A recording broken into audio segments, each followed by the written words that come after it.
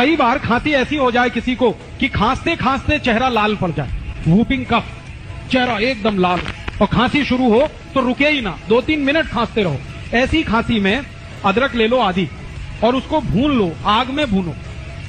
आग जलाओ gas burner पे, उसमें अदरक को चिमटे में पकड़ के भून लो। जब वो भुन गया तो उसको हल्दी में डाल दो, हल्दी पाउडर, पिसा हुआ हल्दी, तो हल्दी उसमें चिपक जाएगी और वो हल्दी चिपका हुआ अदरक जैसे ही मुंह में रखोगे 1 मिनट में खांसी बंद हो जाएगी, 1 ही मिनट।